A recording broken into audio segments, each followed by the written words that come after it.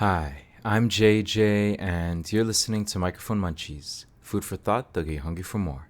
So, happy Thursday, everyone. I hope everyone's doing well. I'm so grateful that we're getting some like nice weather finally, and it's kind of consistent. I don't care as long as it got sunshine. I'm happy. So, I hope all of you have been able to go outside. I hope all of you have been able to, I don't know, do something fun, do something that like walking. Honestly, the best thing, I said this probably like a year ago in summer around the same time, but probably the best thing that I've discovered since since all of this stuff has happened is just we so often are like we're so fixated on other places. We're always thinking about traveling somewhere else or doing something else, and we don't think about what we have right here. And so one thing that I'm really grateful for is just really exploring and walking around different parks. And I'm privileged and lucky to be able to have that. Here in Toronto, it's something that I don't take for granted because growing up in Asia, I didn't have that easy access. Either there'd be too many people at all the different parks, or it would just be like, it just wouldn't feel safe or it wouldn't feel good. Whereas here, like you could, like 15, 20 minutes from where I live, I can go into like a nature trail, and it's amazing. It's basically perfect. So I'm so grateful for that. And I hope that for all of you who live in Toronto, or for all of you who are wherever you are, really, I hope that you have a chance to go outside and to really walk in nature if possible. There is something different about that energy. When I'm walking with all these cars are going vroom vroom, it's just, I don't know. Like I feel stressed. I'm worried if a car will swerve. I'm worried if some idiot driver will start boom, boom, boom. Actually, what I'm really worried about usually is just randomly the fire trucks, the police cars, and the ambulances would just go, meow, meow, meow. And it's just really annoying when you're just walking and trying to, think peaceful thoughts, and then all of a sudden, meow, meow, meow, and everything is super, super chaotic. So I really encourage, if you get the chance, to be in nature, whether it's a park, whether it's a nature trail, whether it's a forest, anywhere. There's something magical about being around green things, natural things. The smell, the okay, sometimes it's sometimes it's sewer water, but the sound of the water, it's incredible. I think that's why people love being in mountains so much, right? Humans, we've always loved being in mountains. We love to be around the ocean, near rivers, even in desert. Actually, we just love everything. But today, what I wanted to talk about is the body. It's kind of an interesting one because it's not something that I talk about very often. It's not something that I think about very often, to be honest. And it's something that, to be frank, I've kind of avoided for a lot of my life. Um, I really started thinking about this because, as some of you know, recently I got a little minor injury, doing something stupid. I was longboarding and I wasn't even going very fast, but I just fell backwards and I fell. I actually used my arm to to get the impact, but all the impact's in my shoulder, and so it's just been hard to move my shoulder. Basically, it's been tough to move my arm, and it sucks. And it's like one of those things where I always think about it. It's just like, when you get sick, you don't realize how much you love your nostrils, your nose, until you get sick, because then you can't breathe. You don't know how much, like, only when you're injured do you realize how important every part of your body is. If any of you have ever kicked your table and hurt your toe, or stepped on a Lego, you know what I'm talking about. Or if you ever jammed your finger when you're playing sports like basketball or volleyball, or if you ever got kicked in the face or hit in the face by a soccer ball, you only really appreciate your body once it's not working properly. And something that I've always struggled with, and maybe some of you have too, is my relationship with my body. In my case, growing up, I was quite a chubby kid. And honestly, I've just always hated my body. I've always thought it was a annoyance. I used to think of myself as some sort of theoretical being. Like, I wish I could just think my way through life. But no, we have to eat, we have to sleep, we have to drink water, we have to do all... Ooh, good idea. That was not a good drink. Wait, let me... Perfect. We have to do all these things. We have to go through life. We are human beings. We are physical beings. And all my life, I've just thought my body was so annoying. Sorry, body. But now, in the last few years, I've changed my relationship to with my body. After the first year of university is the first time in my life where I actually felt like I was getting fit, and really, to be honest, it's one of those things. I'll talk about that more in a second, because looking back and even now, I'm thinking, so what's the point of being fit, whatever that means? Obviously there's the health benefit, and that's, I think, the real reason why we should do it if you want to, like just being able to, whenever I go on a trip or whenever I'm hiking with my friends, I don't have to worry that I can't take it. Like that's the real reason why I like being fit, or I want to be more fit. But, we all die, and all of our bodies, no matter how fit we are, it's going to return to the earth. That being said, when I was younger, I used to think, oh, when you're old, maybe you can't do stuff. But no, I rescind that statement. Is that how you say it? I hope it's that. I hope that's how you say it.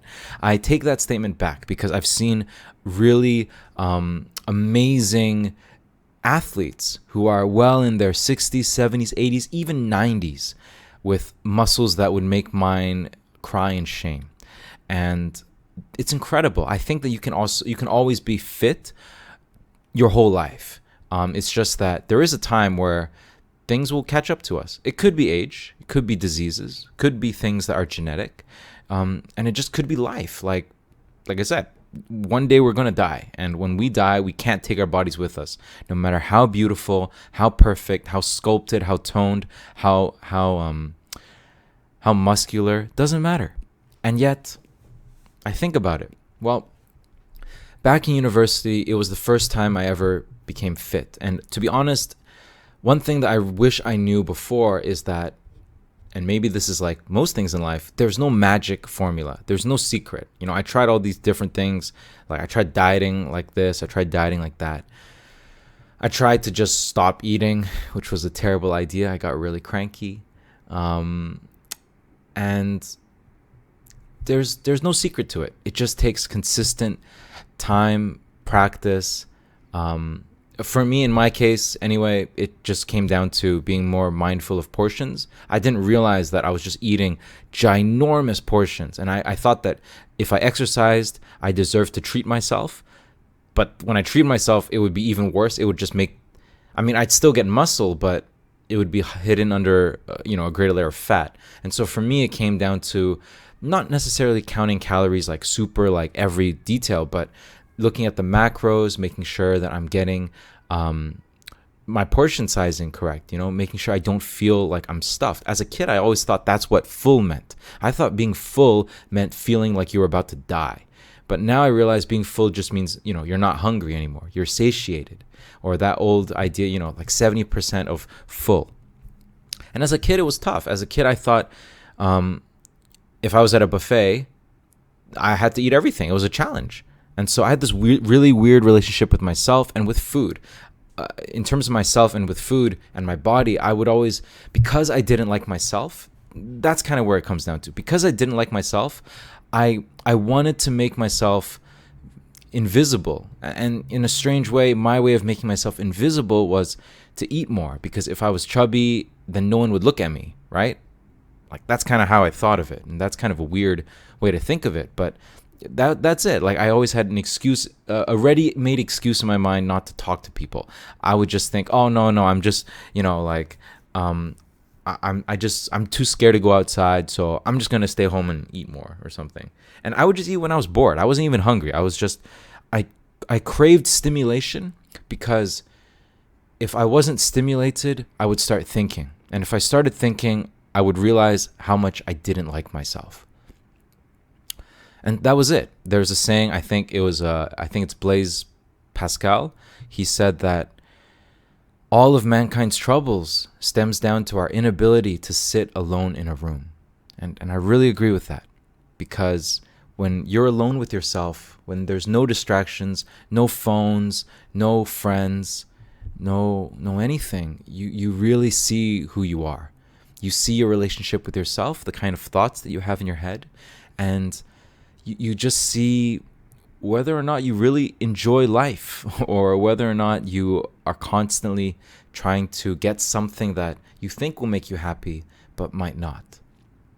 So going back to my story, after first year university, it really just came down to not eating as much, making sure I was eating, for me in any way, adequate protein. I was working as a grocery stocker, so I was always lifting boxes. I was getting a lot of cardio every day because of that. And I was just playing a lot of football, a lot of soccer, and I was dancing. I was clubbing all night, every night. That's how I got my cardio. And I would drink a lot of water. I try not to snack because at that time I didn't have any money to spend. So I couldn't snack anyway. So I would just get my groceries at Chinatown. And I think every day I just ate steak and broccoli. And you might think it's steak. That sounds pretty expensive. No. When you buy, like back, I don't do it now, but back then I would get 2 pounds of steak, ribeye steak from Chinatown. The whole thing would be, I think, around like $8 to $10. And I would cut it up, and I think it could last me 4 or 5 meals. So it was it was just a pretty beefy life. Not gonna lie, it did not always smell good, is what I'm gonna say, and that part I don't miss. The protein farts, I don't miss that. But yeah, that's how it happened. And then all of a sudden, it was interesting because I'm not gonna lie, it feels nice to look good. It feels nice to get the attention, especially from the people who, in my case, girls. Like it was nice. It felt good. It felt validating. And for the first time in my life, I actually enjoyed going shopping because I actually liked how I looked in the mirror. But then it's never enough. You can always get more fit. There's someone always fitter than you. There's always someone better than you. And it's easy for it to also be a quick fix, because by focusing on only my physical side, there was a time in my life where I didn't think about developing other aspects of my life. My personality, maybe my mental side, my career side. It was a very easy way to just, like anything in life, when you have too much of it, it's a very easy way to just avoid your other problems. So that's why they say, like the Buddha says, everything in moderation, right? The middle path. In Taoism, it's the same. And I think there is some truth to that. I think there is some wisdom in that. When we swing one way or the other, if we're only, in my case anyway, if I'm only reading and not caring about my body, I feel really smart in here, but I don't feel good in my body. And when I'm only focusing on my body, if I'm not watering my soul, if I'm not focused on my mind, then I feel like I'm missing something too. And so, I don't know where I'm going with this. Long story short, recently, I tried to put on my suit. It felt really tight. I didn't like it. It was the first time I wore pants for like over a year since COVID, and just didn't feel good. And so this is the real reason why I'm saying it right now. I'm trying to get more fit again. The real reason, and I know it's ironic, I know it's hypocritical, because I just said maybe your body isn't everything. The real reason why I'm trying to get fit is because I paid money for this suit. I paid good money for this suit, and I don't want to buy a new one. I don't want to buy new clothes. And that's the reason. The reason I want to get fit is because I want to fit back into my clothes. That's it. Simple as pie. I bought these clothes. They don't have holes in them yet. Some of them do. They don't have many holes in them yet. I'm going to use them until I can't use them anymore.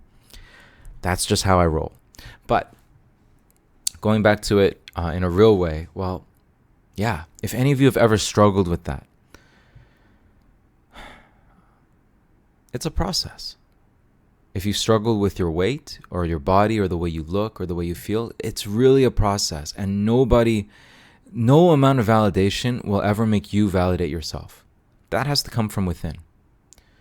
In my case, things only started clicking. The times in my life where I felt the most confident about my body is when I felt confident first and then my body followed. It's kind of weird, but feeling confident about yourself regardless of how you look, before you look whatever you want to look like, is the secret sauce, in my opinion, anyway. Being able to visualize and to be that person before you are that person. Because if you don't even want to be that person, if you can't even imagine yourself being that person, it's really hard to get there, because you're always going to think it's just a dream. Whereas when you're really there, when you imagine yourself as that person, when you think what life is like day to day, what kind of lifestyle you have, what kind of problems you'll have, what kind of good things you'll have, it really makes you think, is it really worth it? And sometimes, actually a lot of times, the answer is no. Life isn't, just because you get a nice body doesn't mean that life is going to be great. You're still going to have the same problems. You're just going to look good doing it. That's it. You're going to have the same problems. You're just going to look good. Yeah. You're going to still cry. Yeah, I still cry, no big deal. But yeah, if any of you've ever struggled with it, it's a lifelong process, and I encourage you to treat it as such. Remember, it's never enough. And at the same time, the body's an amazing thing. We know much more about the world than we do about inside of ourselves. That's why there's so much nonsense, when people share all this different nonsense. There's so much out there. And the body's amazing. The gut bacteria, woohoo, amazing. The food that you eat, and like, I think I was watching a Kurzgesagt video recently, and I was reminded, the food that you eat alters the food that you crave. I noticed that when I'm eating healthy food, I only want to eat healthy food. But when I'm eating junk food all the time, when I'm really stressed at work or life or anything emotionally, all I can think of is junk food. I feel worse and worse, but I can't stop myself from doing it. And it comes from the food. There are these small things you can change. For me, and maybe this will help you, it's usually food, usually exercise, water, and sleep. These are the main things. Once I get these things in order, everything else falls into place. The last thing I'll share is something that I've been doing recently that's it's actually kind of helped, and I understand why people do it. I used to not think highly of people who are always sharing things on social media, always trying to take selfies, always taking photos. I didn't really understand it, but to be honest with you, I was probably just jealous. So I was jealous. I was like, why are people this vain? Like, why are they always doing this? But now I understand. I mean, it's a delicate balance. There are times where I think people actually, unfortunately, have problems, like actual self-esteem problems. And in that case, it's tough, because social media is a addictive thing. It's a very easy way to get validated, right? You get that dopamine hit. And it's sad. Some people live much better on social media than they live in real life. And that part is it's a tough. That might be a good conversation for another time. But one thing that's really helped me, that's shocking actually, is just dancing on Instagram. I make all these Instagram reels, and one thing that's really helped, honestly, I hate it sometimes. Like, I hate looking at myself in photos. I hate looking at myself in videos, because I always see the imperfections. I always see the parts. I always see my gut, my karushi, as some might say in Arabic, my bulge, like just that bloop, bloop, bloop, bloop. It doesn't feel good, I see all the parts that people maybe don't care about. And honestly, that's the thing. People don't care, but I see it, right? I see my head is not the right shape. My ears are like this. My form is not good, blah, blah, blah, blah, blah. And sometimes sometimes I'll read the comments and I'll be like, people are like, yeah, it's good, cool, whatever. And I'm thinking, they're just lying. They're just trying to make me feel good. Maybe, I don't know. But remember, that's all in here. Right? So on the other hand, sometimes I realize, well, it's just for fun. And that's when it's a positive relationship. One thing that I have noticed is, for some reason, I don't know, it's like a reason to want to get fit, or it's a reason to want to run or exercise or dance. In my case, I know that every week, or around every week, I want to make one of these videos, these cute little dance videos, share songs I like, and just to show my dancing, and hopefully, and I don't know, it's inspire, but hopefully give someone like 30 seconds of happiness in their day.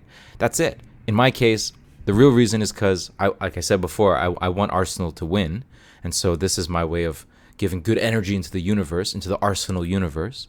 But we're not playing right now. I'm still going to do it. And I encourage you maybe to do that. Dance. Record yourself dancing. It can really make a big difference. And it's shocking, but when you realize how little people care, because in your mind, you always think everyone's going to like call you out, right? And they might.